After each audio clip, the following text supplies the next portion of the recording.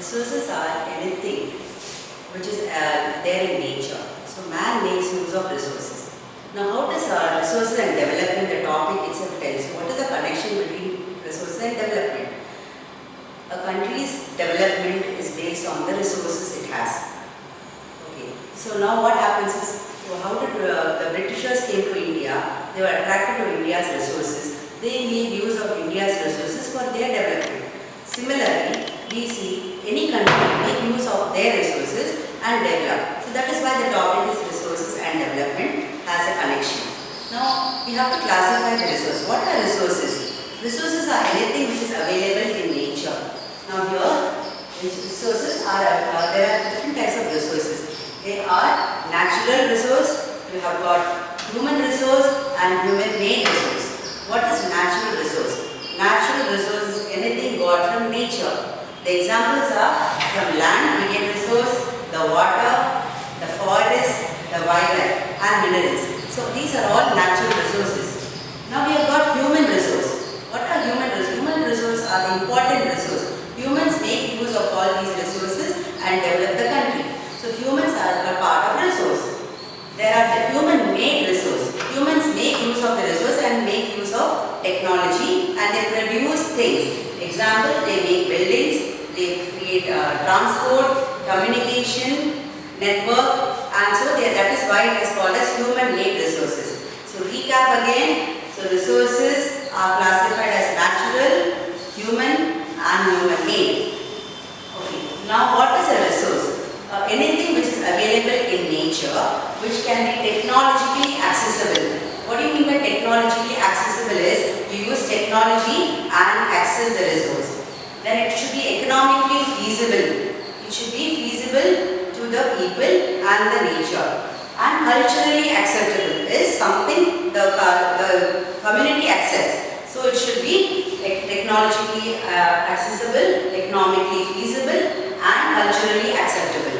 So these are the classification of resources. Now we see a triangle between humans. Humans make use of nature, they make use of the technology and the institution to create a resource for their use, for their welfare, for their development. So it is a connection between humans, nature, technology and institution to create a resource. Resources are classified based on the origin. Origin means they are termed as biotic and then we have got abiotic resources. Biotic resources can be anything from nature, the flora, the plants and the fauna, the animals. So you have got humans. Humans are also a part of the origin. Resources based on origin. So based on origin you have got flora, the fauna, the biotic and the abiotic resource. What is abiotic resource? Any resources which has got from minerals which does not have life. You have got water, minerals, fossil fuels, they are called abiotic. So anything it can be abiotic. Biotic has got life, abiotic. So as we said, resources are classified based on origin. Under origin, they have got the biotic and the abiotic resources. Now we have got basic exhaustibility. Resources are further classified as renewable and non-renewable. What do you mean by renewable? Renewable means any resource which can be renewed by the physical property, mechanical property and chemical process. Example, you have got solar power, wind power, water, forest, wildlife. They keep on renewing after their death. Again and again it can be renewed. That is why they are called renewable resources. Then there is non-renewable resources. What do you mean by non-renewable? It takes a long number of years to form. Long number of geological period. The time period, that is a long geological period. These minerals and fossil fuels take a long number of years to form. So that is why they are called non-renewable resource. So the third classification of resource is based on ownership. What do you mean by ownership? Ownership means any resources which belongs to either a person or the country. Now here it is classified under 4 subdivisions. We have the individual resource, we have got the community resource, the national resource and the international resource. Now what do you mean by individual resource? Any resources belonging to an individual. a person or a group of family members. It can be a land, the land they own, or the houses and the well. The water in the well belongs to that individual. What is meant by community? Community means the resources which are shared by the community, the group of people in the village. Example, it can be the burial ground, or it can be the well water, common well water, a pond, a lake. It all belongs to the community. And after that, we have got the third one is the national resources. So resources which belong to a nation. It can be forest, wildlife, or any minerals within from the coastal area of the land up to 12 kilometers, 12 nautical miles or 22 kilometers belongs to that country. So they are termed as national resources. We have the international resources wherein any resources beyond 200 kilometers from the coastal area, we need to get the permission of the international authority.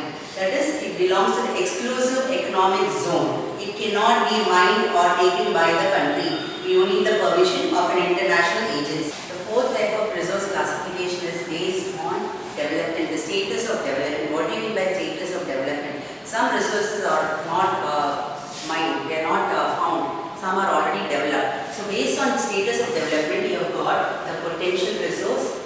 Potential resource, what do you mean by potential? You have got the potential to become a very good singer. What does it mean? It means the capacity. So there is a capacity in a person or on nature that you have a potential of some resource which you can use in future. Now here, the example here is given wind and solar power are abundant in Gujarat and Rajasthan. Now the technology is not there to access them for the better development. So that is why there is a capacity in Gujarat and Rajasthan for developing that resource, but technology is not enough. Now we have got the stock. What do you mean by stock? A stock is a materials in environment which have got the potential to satisfy human needs. They are termed as stock. So what is that? Which is not accessed due to lack of technology. Example, you have got water, which is a compound of two compounds. It's hydrogen and oxygen, and they are the source of two inflammable gases, but we don't have the technology to access that. So we have the other stock. We can develop it in future. Now you have got some reserves. What do you mean by reserves? Reserve is any resource which is used for the future. Which is not used now, it is used for the future. Now it is a subset. It's a part of stock which can be put to use with the existing knowledge. An example of this can be the river water, the water in dams, and they are all a source of hydroelectricity which can be used for the future generation. So then we have the developed resource. So we have got the resources based on the status of development are, it can be potential resource, we have got the stock, we have got the reserve and the developed resource. So four types of resources we have. So these resources, whatever we have seen, we have just a recap of all the resources. Resources are based on origin, you have got the biotic and the abiotic. Based on exhaustibility, you have got the resources and the renewable and the non-renewable. Then you have got based on ownership, you have got individual, community, then you have got national resource and international resource. Then based on exhaustibility, you have got the potential resource, the developed resource, the stock resource. We have already seen all this earlier. Now why do we need, what is the meaning of sustainable economic development? So any country cannot overuse the resources at one particular time. You need to be aware of the future generation. So that is why it is called sustainable. It should last for the future. So based on this sustainable development, we have got certain criteria. It should not, the development should be taking place without damaging the environment and the present, without compromising the needs of the future generation. So development should take place with the view of the future generation also. We should not be greedy and overuse the resources. So the world leaders, they all met in Brazil in the year 1992. So that is why it is called the Rio de Janeiro Earth Summit.